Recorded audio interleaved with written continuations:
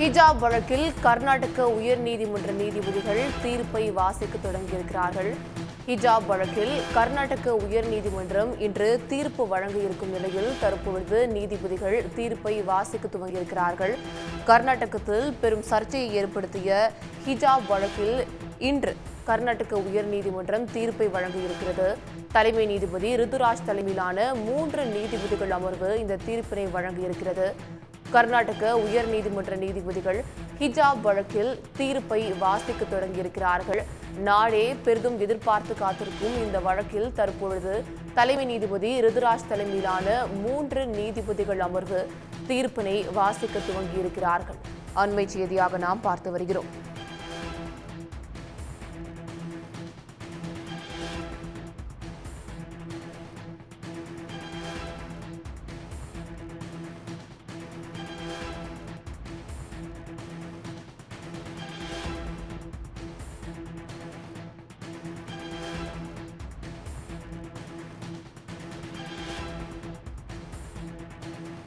ஹிஜாப் வழக்கில் இன்று கர்நாடக உயர்நீதிமன்றம் தீர்ப்பை பிறப்பிக்க இருக்கிறது. இந்நிலையில் தலைமை நீதிபதி ரிதுராஜ் தலைமையிலான 3 நீதிபதிகள் அமர்வு அந்த தீர்ப்பினை வாசிக்க துவங்கியிருக்கிறார்கள். பெரிதும் சர்ச்சையை ஏற்படுத்திய ஹிஜாப் வழக்கில் கர்நாடக உயர்நீதிமன்ற நீதிபதிகள் தங்களுடைய தீர்ப்பினை வாசிக்க துவங்கியிருக்கிறார்கள். தீர்ப்பு குறித்தான கொண்டாட்டங்களுக்கும் போராட்டங்களுக்கும் ஏற்கனவே கர்நாடக அரசால் தடை விதிக்கப்பட்டிருக்கும் நிலையில் பெரிதும் எதிர்பார்க்கப்பட்ட இந்த தீர்ப்பானது வாசிக்க தொடங்கப்பட்டிருக்கிறது. பெரிதும் சர்ச்சையை கிளப்பிய ஹிஜாப் வழக்கில் இன்று தீர்ப்பானது வாசிக்கப்படுகிறது. கர்நாடகத்தில் ஏற்கனவே ஒரு வாரத்திற்கு பள்ளி கல்லூரிகளுக்கு விடுமுறையானது அறிவிக்கப்பட்டிருக்கிறது. மேலும் பதற்றத்தை தணிக்கும் வகையில் சில மாவட்டங்களில் 144 தடை உத்தரவும் பிறப்பிக்கப்பட்டிருக்கும் நிலையில் தற்பொழுது ஹிஜாப் வழக்கில் கர்நாடக உயர்நீதிமன்ற நீதிபதிகள் அந்த முக்கியமான தீர்ப்பை வாசிக்க துவங்கியிருக்கிறார்கள். தலைமை நீதிபதி ரிதுராஜ் தலைமையிலான 3 நீதிபதிகள் அமர்வு இந்த தீர்ப்பினை வாசித்து வருகிறது. சில மாதங்களாக பெரிதும் சர்ச்சையை ஏற்படுத்திய ஹிஜாப் வழக்கில் இன்று கர்நாடக உயர்நீதிமன்ற நீதிபதிகள் தீர்ப்பினை வழங்க இருக்கிறார்கள். ஹிஜாப் தடைக்கு எதிரான வழக்குகளை தள்ளுபடி செய்து கர்நாடக உயர்நீதிமன்றம் தீர்ப்பினை வழங்கியிருக்கிறது.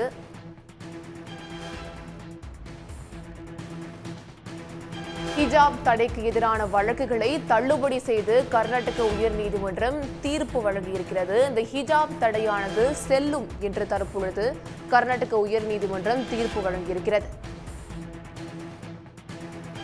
கர்நாடகத்தில் பெரிதும் சர்ச்சையை கிளப்பிய ஹிஜாப் வழக்கில் தற்பொழுது தீர்ப்பு வழங்கப்பட்டிருக்கிறது. இந்த ஹிஜாப் தடையானது செல்லும் என்ற தீர்ப்பு தற்பொழுது வழங்கப்பட்டிருக்கிறது. மேலும் விவரங்களை வழங்குவதற்காக நம்முடைய செய்தியாளர் செந்தில்நாதன் இணைப்பில் இருக்கிறார். செந்தில்நாதன், இந்த தீர்ப்பு குறித்தான முழுமையான விவரங்களை பதிவு செய்யுங்க. அதாவது கடந்த டிசம்பர் 28ஆம் தேதி உடுப்பி மாவட்டத்தில் உள்ள ஒரு பெண்கள் மேல்நிலை பள்ளியில் ஹிஜாப் அணிந்து வரக்கூடாது மாணவிகள் என்று அந்த பள்ளி நிர்வாகமானது தடை விதித்தது. இதை எதிர்த்துதான் மாணவிகள் கர்நாடக உயர்நீதிமன்றத்தில் மனு தாக்கல் செய்தார்கள். ஹிஜாப் தடைக்கு எதிர்த்து அந்த மனுவின் மீதான தீர்ப்பை தற்பொழுது 3 நீதிபதிகள் கொண்ட அமர்வானது வழங்கியிருக்கிறது.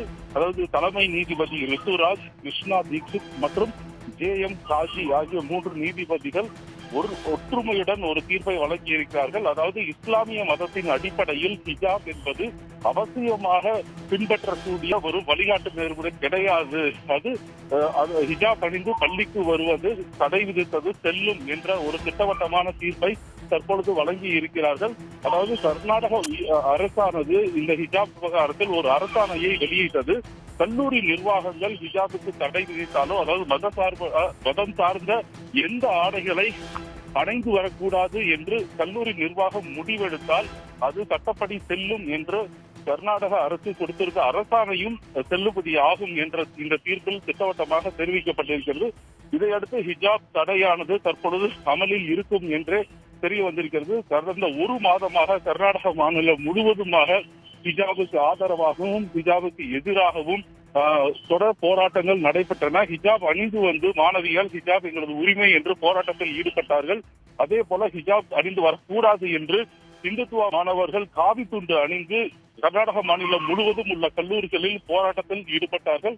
இந்த போராட்டத்தின் காரணமாக சில இடங்களில் வன்முறையும் நடைபெற்றது. கடந்த பிப்ரவரி 8ஆம் தேதி மாநிலத்தில் குறிப்பாக உடுப்பி, ஷிமோகா, சிக்மங்களூர், குல்பர்கா, பெலகாவி, தட்சிண கன்னடா ஆகிய மாவட்டங்களில் இந்த போராட்டம் வன்முறையில் வெடித்து போலீஸ் தடியடி நடத்தி வன்முறையை கட்டுக்குள் கொண்டு வந்தார்கள். இதன் தொடர்ச்சியாக தான் இந்த தீர்ப்பு வருவதற்கு முன்னதாக மேற்கொண்ட அனைத்து மாவட்டங்களிலும் தற்பொழுது 144 தடை உத்தரவு போடப்பட்டு பெரும்பான்மையான மாவட்டங்களில் பள்ளி கல்லூரிகளுக்கு விடுமுறையும் அறிவிக்கப்பட்டிருக்கிறது.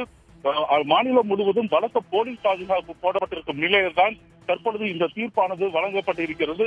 தலைமை நீதிபதி சரியாக 10:40 மணிக்கு நீதிமன்றத்திற்கு வந்தவுடன் தீர்ப்பை வாசிக்க தொடங்கினார். சுமார் 5 நிமிடம் தான் இந்த தீர்ப்பை வாசித்தார். 5 நிமிடங்களில் இந்த மாணவிகள் தங்களுக்கு ஹிஜாப் அணிவதற்கு சட்டப்படி உரிமை இருக்கிறது என்று எந்தெந்த அடிப்படையில் கோரிக்கை வைத்தார்களோ அந்த கோரிக்கைகளை வாசித்துவிட்டு அந்த கோரிக்கையின் அடிப்படையில் இந்த மனுவை தள்ளுபடி செய்வதாக திட்டவட்டமாக தற்பொழுது ஒரு தீர்ப்பை அவர் வழங்கி இருக்கிறார். இந்த 3 நீதிபதிகளுமே சேர்ந்து இந்த தீர்ப்பை வழங்குவதாகவும் தலைமை நீதிபதி தெரிவித்திருக்கிறார். மாநிலம் முழுவதும் தற்பொழுது போராட்டங்கள் நடத்தவும், ஆர்ப்பாட்டங்கள் நடத்தவும், கொண்டாட்டங்கள் நடத்தவும் தடை விதிக்கப்பட்டிருக்க நிலையில தற்பொழுது இந்த தீர்ப்பில் எதிரொலியாக அனைத்து இடங்களிலேயும் காவல்துறையினர் குவிக்கப்பட்டு பலத்த போலீஸ் பாதுகாப்பில் ஈடுபட்டு வருகிறார்கள். செந்தில், கர்நாடக அரசின் ஹிஜாப் தடை செல்லும் அப்படின்னு நீதிமன்றம் ஒரு தீர்ப்பை வழங்கியிருக்கிறது. அப்படின்னா ஒரே சீருடை சட்டம் அமலுக்கு வருமா? அதாவது கர்நாடக அரசை பொறுத்த வரைக்கும் ஒரே சீருடை சட்டம் என்பது தெல்ல தெளிவாக ஒரு சட்டம் கர்நாடக அரசிடம் இதுவரை அமல்படுத்தவில்லை. அதன் காரணமாக தான் இந்த கர்நாடக மாநிலத்தை பொறுத்த வரைக்கும் அந்தந்த கல்லூரிகள், அங்கு அரசு கல்லூரிகள் அந்த தொகுதி சட்டமன்ற உறுப்பினரின் கீழ் ஒரு கல்லூரி மேலாண்மை குழுவை உருவாக்கி அதன் கட்டுப்பாட்டில் தான் நடந்து வருகிறது கர்நாடக மாநிலம் முழுவதும். இதன் அடிப்படையில் தான் உடுப்பியில் பாஜக சட்டமன்ற உறுப்பினர் அந்த கல்லூரி வளர்ச்சி குழுவுக்கு தலைமை வகித்து வருகிறார். அவர் ஹிஜாப் அணிந்து வரக்கூடாது என்று அந்த அரசு கல்லூரியில் சட்டம் கொண்டு வந்தார். அந்த சட்டத்தை எதிர்த்துதான் தற்பொழுது மாணவிகள் கர்நாடக உயர்நீதிமன்றத்தில் மனு தாக்கல் செய்தார்கள். கர்நாடக மாநில அரசுக்கு ஒரே சீருடை சட்டம் தொடர்பாக எந்த ஒரு சட்டமும் தெளிவான சட்டமும் இல்லாத காரணத்தினால்தான் அந்த உடுப்பி சட்டமன்ற உறுப்பினர் ஒரு ஆணையை பிறப்பித்தவுடன் அவருக்கு தோதுவாக அந்த தீர்ப்புக்கு ஆதரவாக கர்நாடக அரசு ஒரு சுற்றறிக்கையை அனுப்பியிருந்தது. அந்த சுற்றறிக்கையில் இந்த மேலாண்மை கல்லூரி நிர்வாக குழுக்கள் எடுக்கும் முடிவு சரியானதாக இருக்கும், அதை அனைத்து மாணவர்களும் பின்பற்ற வேண்டும் என்ற சுற்றறிக்கையை அனுப்பியிருந்தது. அந்த சுற்றறிக்கை தற்பொழுது செல்லும் என்ற தீர்ப்பை தான் கர்நாடக உயர் நீதிமன்றம் வழங்கியிருக்கிறது. இந்த தீர்ப்பின் அடிப்படையில் அடுத்தது என்ன நடக்கும் என்றால் சில கல்லூரிகள், அதாவது அந்தந்த கல்லூரிகள் அந்தந்த முடிவை அவர்கள் எடுத்துக் கொள்ளலாம், ஹிஜாப் அணிந்து வருவது தேவையானதா இல்லையா என்று. ஆனால் அந்த கல்லூரி நிர்வாக குழு எடுக்கும் முடிவிற்கு மாணவிகள் கண்டிப்பாக கட்டுப்பட வேண்டும் என்பதே தற்பொழுது உள்ள நிலையாக ஏற்பட்டிருக்கிறது.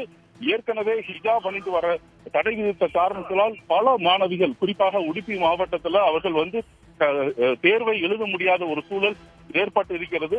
இந்த நிலையில தான் இந்த தீர்ப்பு, திட்டவட்டமான தீர்ப்பு கர்நாடக உயர் நீதிமன்றத்தால் வழங்கப்பட்டிருக்கிறது.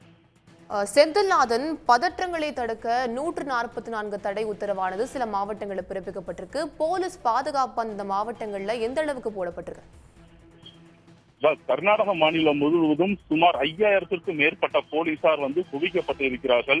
இதுல குறிப்பாக கடந்த பிப்ரவரி 8ஆம் தேதி மாநிலம் தழுவிய அளவில் ஹிஜாபுக்கு எதிராகவும் ஆதரவாகவும் போராட்டம் நடந்து வந்திருக்கிற மாவட்டங்கள்ல குறிப்பாக உடுப்பி, ஷிமோகா, சிக்மங்களூரு, பெலகாவி, கல்புர்கி ஆகிய மாவட்டங்களில் பெரிய அளவிலான வன்முறைகளாக இந்த போராட்டங்கள் வெடித்தது. இரு தரப்பு மாணவர்களும் ஒருவர் கல்வீசி தாக்குதல் ஈடுபட்டார்கள். காவல்துறையினர் தடியடி நடத்தி அவர்களை அப்புறப்படுத்தினார்கள்.